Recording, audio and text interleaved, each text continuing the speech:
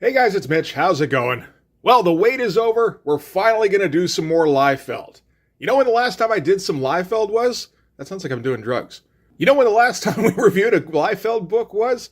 It would have been Shadowhawk number 0 in June of 2024. I remember at the time thinking, man, I'm reviewing too many Liefeld books. I'm just ragging on them constantly. It feels like this is what the channel is dedicated to now. Which, I mean, that's, it's definitely like a foundational piece of this channel, but by no means is it the entire structure. So I decided that a break was in order, and now 9 months later, the break is over, back to class for some Liefeld 101. And appropriately, we're looking at the book that turned Liefeld into a superstar. Originally, we're looking at X-Force number 1. No, not that X-Force number 1, not the successful one. This is 2004. There's no such thing as successful comics anymore. We're looking at Volume 2, number 1. Although we still got at least part of the same cast with Rob Liefeld and Fabian Nicieza. Can Fabian Nicieza rein Rob Liefeld in enough to make for an interesting comic book? The short answer is no. He couldn't do it before. Why would we expect him to be able to do it again?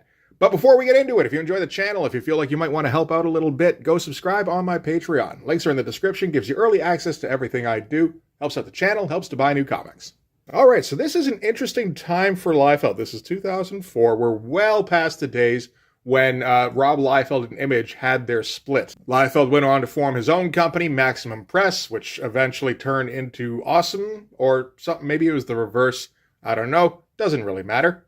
And he worked for Marvel once or twice in between, of course, doing the whole Heroes Reborn thing. I didn't know anything about this when it came out. This is 2004. I was out of comics at this time. I had moved to a place that didn't have access to a local comic shop, and I didn't have much money when I was able to get to one. So, every once in a while I'd pick up the new thing by Garth Ennis, or Warren Ellis, or Alan Moore, because I was guaranteed to get a good story out of those, at least, usually some pretty good art. But in terms of mainstream, in terms of trying to find new books, man.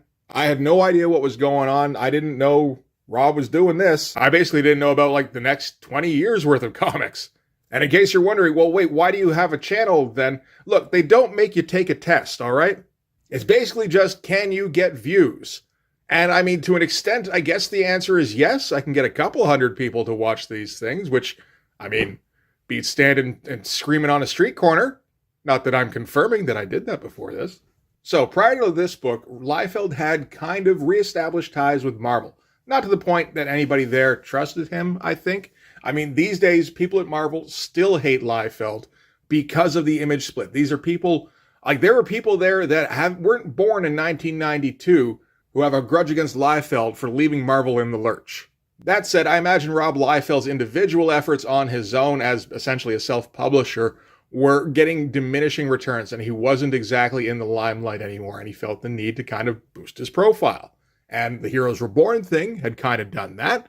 I don't think it had ended particularly well when he got booted off the Captain America book after just 6 issues. But in the early 2000s, again, there was some reaching out. Rob Liefeld's always been a name. You can always slap him on a cover, and that will always boost sales at least a little bit. Rob Liefeld coming back to do a whole new X-Force book where he's providing all of the pencils and inks for the entire issue?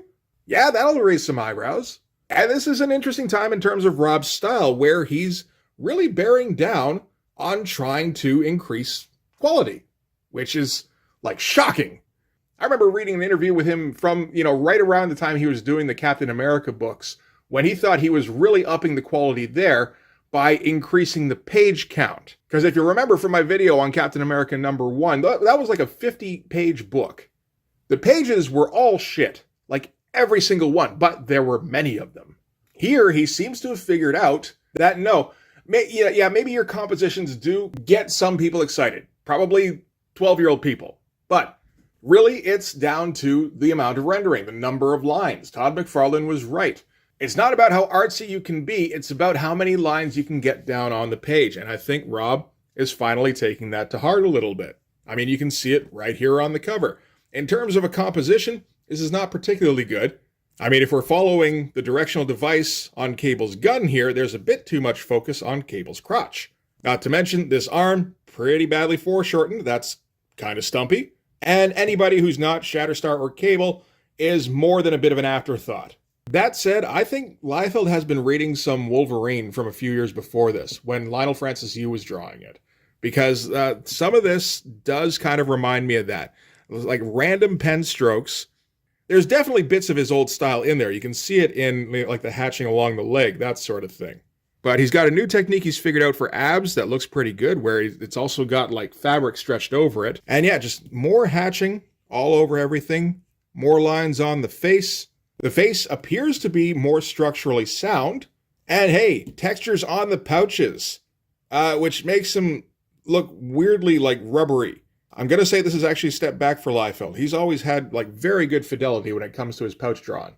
But that's kind of glossing over a very glaring issue on this cover, which is that this is like, 12 years after digital color has become a mainstream thing. And Rob is going to get a ton of help from the colorist in this. So they've finally gotten to a place now where digital color looks pretty good. I mean, they've still got a bit of an unhealthy fixation on like lens flares and shit like that. But Rob is going to get just a ton of help from the colorist on this one. Like if you try and look past all the there's a lot of highlighting going on. If you look past that to the actual drawing here, there's not nearly as much here as you think there is. All right. So that's kind of an impressive opening splash, eh? So our credits here, Rob Liefeld, everything but the script, the colors, the letters, the assistant editing, the editing-in-chief, and the publishing.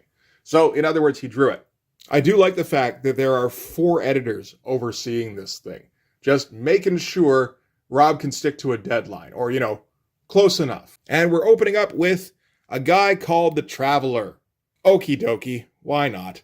And he rides in on his mighty steed. That's a pretty good mighty steed, particularly for Liefeld, which makes me think he stole this, because there is no way Rob found a reference and decided to try and figure out how to draw a horse. There's honestly bits of this that remind me of like Gil Kane or something. But whatever, I have not seen this mentioned in the Liefeld swipe file, so whatever he stole it from, he did it from something obscure enough that nobody noticed. And there's going to be a few instances in here where I think that Liefeld is swiping from something. I can't verify it though because I haven't seen it mentioned on any of the usual Liefeld swipe files, which are always fun to look up. But I mean, at this point, I think we're all very familiar with what Rob can and can't draw. He can draw this guy. Moving on. So the Traveler is riding somewhere and he's a badass. So we're on familiar ground. So we find out that he's riding somewhere to warn somebody about something to do with En Sabanur, which took me a second. I'm like, I know that name. What is it? That's Apocalypse. So it's like, okay, I mean, Rob Liefeld doing Apocalypse stuff sounds interesting. I don't think I've ever seen him do that before. And we get our glory shot of the Traveler here. That looks pretty cool. And a close-up on the face here. That's not bad either. Like I said, Rob is inking himself on this, and I think it's usually a good idea to get Rob inking himself because I think he feels the same way about pencils that I do, which is that they're kind of pointless. They're not the finished drawing. You get Rob Liefeld down there with a micron and get him just noodling away for a while, get some nice music playing for him and get him just kind of in his zone. I think he can, throw a whole bunch of lines on that end up looking pretty good sometimes. Again, there's all sorts of highlighting going on in here by the colorist that Rob has nothing to do with. And this whole cape here, there's very little that Rob drew of this cape. This is a pretty obvious pattern. But, honestly, I like this face. This is all right. It kind of reminds me a little bit of something by Glenn Fabry. Just the way like this mouth works. It's interesting to see kind of like what Liefeld is probably reading around this time.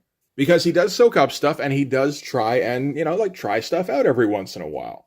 He'll often do the watered down lazy version, but sometimes that's still better than what he usually draws. So Traveler rides into a town, pretty nicely done town here. Although again, I think a lot of this is by the colorist. Lot of this. And he's trying to get here to stop the priests from waking up something called the Scorn. Scorn is something that feeds off of life forces, and if he woke up, that'd be bad, because he'd feed off more life forces. And this is all done in ye oldie schooly English. Fabian Nicieza doing his best to try and make this... I don't think he's trying to make it very interesting. Like, there's nothing you can do with this stuff. And honestly, he's not even making it particularly clear what the hell is even going on, because Rob likes to do things in mysteries, where a badass guy rolls into town and he talks in vagaries, and we get like a feeling of impending dread. Except we don't, because there's no source of real dread. We just know there's a thing and it's bad. So they're going to go into, I guess, the cave here, go down the stairs. Look at Rob drawing people on stairs from a weird angle. Look at you trying. That's more like the Rob I know. Draw the stairs from dead on. Draw the feet not matching up with a single step. That looks about right. And they get downstairs, and it looks like the priests have all been drained, so whatever they were going to do has been done, and the Scorn has been awakened. I think Scorn has two ends. Is that the case? It is too. Yes, that's how you know it's extreme. The multiple consonants. Oh, and I think probably this is, if we're paying attention at all, this is probably around the time we noticed that for some reason the Traveler has a metal arm. So I'm getting like feeling, yeah, here too. I'm getting the feeling of like the Prophet Volume 2, Issue 1, where Chuck Dixon tried to turn it around so that Prophet was like reliving past lives all the time. I think Rob Liefeld's kind of doing that with Cable, where he does time travel-y stuff, and he's been all over the timeline, including, I don't know, some, like a couple of thousand BC, whenever this is. So then the Scorn emerges from the shadows, and so we find out that the Scorn particularly likes to feed on mutants. And it's like, oh yeah, this is an X book, isn't it? I forgot. But, these faces are interesting anyway. Look at the stuff he's doing with the hair, where he's like trying to come up with like a sheen through it. I like doing, like, it's a little scribbly, but I don't mind that at all. Scorn has no real character design. Looks a little bit like an alien out of ID4, honestly. And the colorist doing what he can to try and make it interesting by adding all sorts of purple coloration in here. That helps. All right, so the Traveler leaps into action, and the Scorn's maw opens, and Cable wakes from his meditation, and he's all yarging, and I guess floating himself telekinetically, and then he kind of snaps out of it and falls back down to Earth. Realizes that whatever this vision that he had was, it's kind of messing with his telekinetics, which are what keeps the technovirus at bay. So this is kind of molding his hand into like a claw, which he has to like focus on trying to change back into just a regular metal hand. But, all this stuff, it's all fine.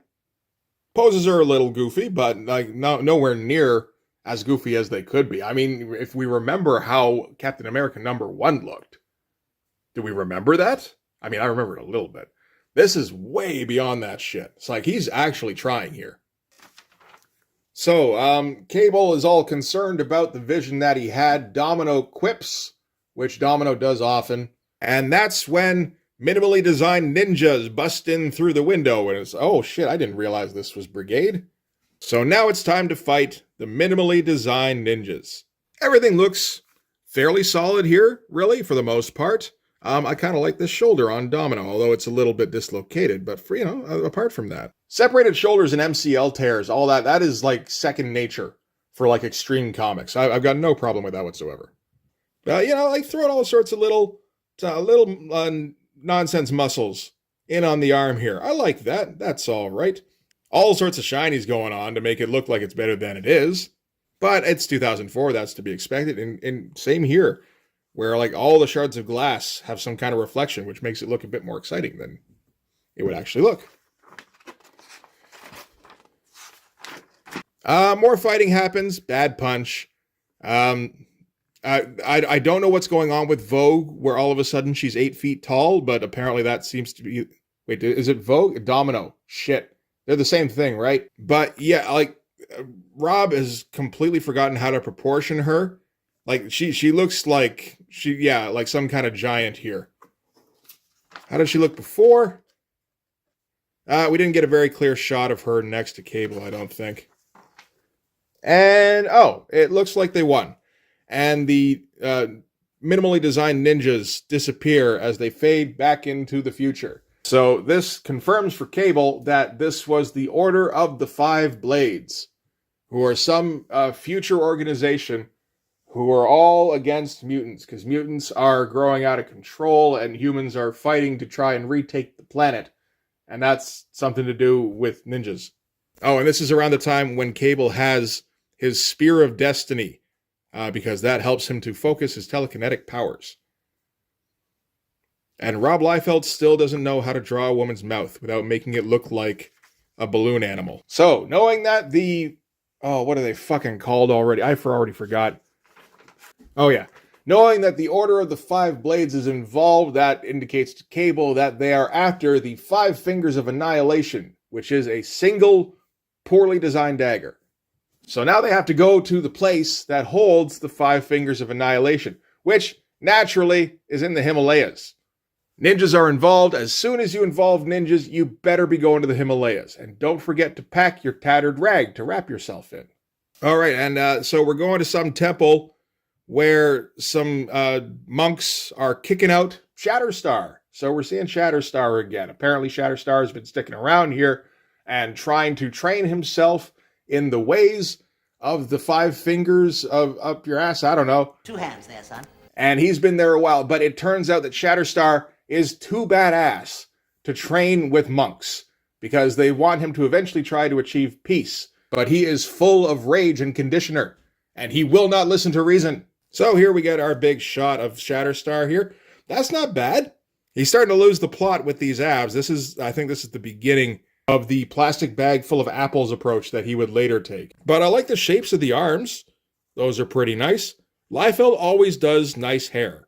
I will say that, okay, maybe not nice, but for what he's trying to do with the feathering and the ponytail behind it, it looks like, like a weird feathered mullet that stretches on for infinity, as it was intended.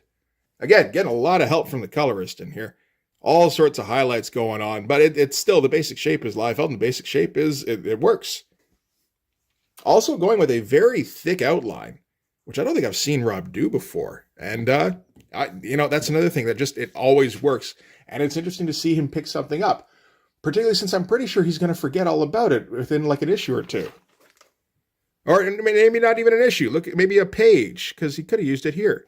So the monks are going to try and respond to Shatterstar being unable to achieve inner peace by forcefully kicking him out of the temple and threatening him with death. And Shatterstar says, I'm a badass, I'm a badass, I'm a badass throughout the entire fight, because we need to know that he's a badass.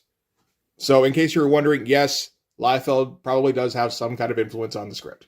A couple of decent shots here and there. Like this one's pretty good. This is one that Rob's been working on for a while. He doesn't do these kicks well, but, he's sticking to, at least he's keeping it consistent. This looks like something a human body could potentially do. It's just like, why would you do it? This isn't how you kick. And apparently he's kind of bouncing back and forth between the two. So maybe he's gotten speedball powers in the meantime. Get a big old, we're going to get a few money shots in here of our characters, which is nice. I mean, Rob needs to try and resell these later, so you want to make some of these look like posters. This one looks pretty good. All sorts of weird obliques in the middle here. I like that. This sword almost looks like it's attached to the hilt. Good job. Still can't figure out how to draw a hand so that it looks like it's holding anything, though. So maybe something Rob wants to work on in future. And Cable and Domino show up. Probably not Vogue. With the head of the Five-Finger Death Punch cult. In what I gotta think is one of the earliest attempts by Rob to homage the cover of New Mutants number 98. It would not be the last. Pretty good drawing of Cable here. It looks fairly loose, not super stiff. Looks reasonably well proportioned.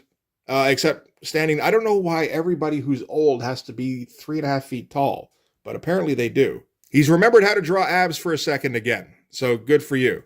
Throwing out all sorts of little details on like the shoulder here, on like the whatever the straps, whatever they're doing. Starting to default to his old school pouches, which honestly I would advise. Shatterstar is surprised to see them, and he's like, oh, you're here. What do you want? It's like, well, not you. We're here for this badly designed dagger. And we got a weird ad for a Spider-Man toy where the whole point of the ad is how much articulation is in the toy. There are 67 points of articulation, apparently. This does seem like a very bendy toy. So they're going to go down into the catacombs of the temple. Cable and Shatterstar are going to have a little bit of like a heart-to-heart, which is weird. Because, I mean, usually they just like chew each other out and show their back teeth. But this is more like Cable's like, I'm sorry I failed you, son. And Shatterstar's like, no, Dad, I failed you. And there's like a second and a half where it feels like they might eventually one day turn into characters. And then it ends because Cable's like, what matters is we have a purpose right here, right now. Interested? And Shatterstar goes, does it involve mindless violence? And Cable says, of course. This is a Liefeld book. And Shatterstar says, sounds good to me. All right, so we're going to explain a little bit what the Scorn is, how he feeds off of energy, and how he's gunning for mutants. We're going to make it seem like this is new information, because we're telling it to Shatterstar for the first time. And while we're telling it, the five guys at Freddy's are invading the grounds, because they are also, of course, after the five-bladed slice-o-matic. And yeah, that's it there. Yeah, that's a pretty bad-looking dagger. And as soon as they find it, that's when the minimally designed ninjas drop in. So we have to leap into action again. Pretty good leaping into action shot. Don't have too many complaints about that. Doesn't entirely fit with Shatterstar, like he'd be shoving that foot right up into his armpit. But that's okay, because I mean, you know, obviously we're drawing Cable and then we're drawing everything around it, and we're not paying too much attention to how close people are to each other, because spatial distance isn't really a thing. It's all about perception. And in between drawing these two figures, Rob Liefeld perceived a squirrel. So it wasn't going to happen. All right, so there's going to be fighty stuff going on. Not a good transition. You don't want your guys in back-to-back similar-looking panels pointing in the same direction. It gives a weird vibe. You want them going in opposite directions. The figures are fine, though. Again, you know, look at that shoulder looks pretty good. Is he working on shoulders? He might be working on shoulders. One of the minimally designed ninjas captures, I want to say Grandmaster Flash. I don't even know where that's coming from. The Grandmaster. Yeah, sure, he's the Grandmaster. And they've got the five fingers of death and stab him. And that unlocks Shatterstar's even more rage reserves. So he leaps into action again. A big old close-up on Shatterstar here. If you go like this and you block out this other eye, because this eye is completely in the wrong spot, that looks pretty damn good. You know, like he's really been working on some stuff. And oh shit, he just kind of forgot.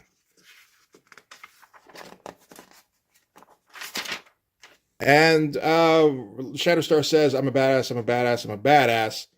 I came here, my last resort, to learn discipline as a context for warfare. And before you arrived, I was told I had failed. And if I am to be such a failure as a man, then let me succeed as a weapon of mass destruction. P.S. I'm a badass. All right, Shatterstar and Ninja Man leap at each other. I don't think there was much at all going on the page on here. That's okay. There's some stuff going on here. This is all, look at it. The colorist did the shadows. Like how much of this is the colorist? They did the motion blur on these guys. And then we get a poster that Liefeld can sell for like probably close to 6 figures. I don't know what it is with Robin jump kicks. Jump kicks suck, man. Like, you got swords. Fucking stab a guy. Weird proportioning going on, but you know, overall, yeah, I'm sure that's a fun splash. Yeah. And now we get our shot of Shatterstar standing over his lethally jump kicked opponent. And now Shatterstar has the 5-knife blade sword, and he may or may not use it to do badass things in the future. We can only wait and see. And next issue, Cannonball, and the coming of Spectre. So maybe we're getting a James Bond crossover. So yeah, that's it for X-Force read number 1. Story's absolute shit. Nobody expected anything else. The art at least has a bunch of effort going into it. By Liefeld standards, it's pretty good. There's a bunch of discrepancies throughout, but the discrepancies that are there are the ones he's always had. He's managed to work out a couple here and there. And I mean, like you can say, no, Rob Liefeld's always been terrible. He was a lot worse on New Mutants. I myself, I'm pretty sure have said at least a few times, Rob Liefeld hasn't learned anything in 30 years. I don't think that's true. I think he hasn't learned anything in 20 years. I think this is probably pretty much peak Liefeld, which, hey, before this, I thought peak Liefeld was like Youngblood number 2. So the fact that he has managed to somehow re-peak that is certainly worth like 20, 25 minutes of backhanded compliments, right? I mean, if you made it this far, then you obviously agree. So, we will probably find some more Liefeld to hit at some point. I do have rejects number 1, and I'm sure that's going to be a blast. But for this one anyway, that's going to do it. Thanks very much for watching. If you like this video, please hit like, hit subscribe, hit the notification so you know when the next one's coming out. Go over and subscribe on my Patreon. It gives you early access to everything I do, from the Blood Force stuff to the YouTube videos before they get uploaded to YouTube, as well as some Patreon exclusive content. You can also follow me on Instagram and DM me there for commissions, and you can join the Blood Force Discord server. But yeah, that's going to do it. Thanks again for watching, guys. I'll see you in the next one. Bye-bye.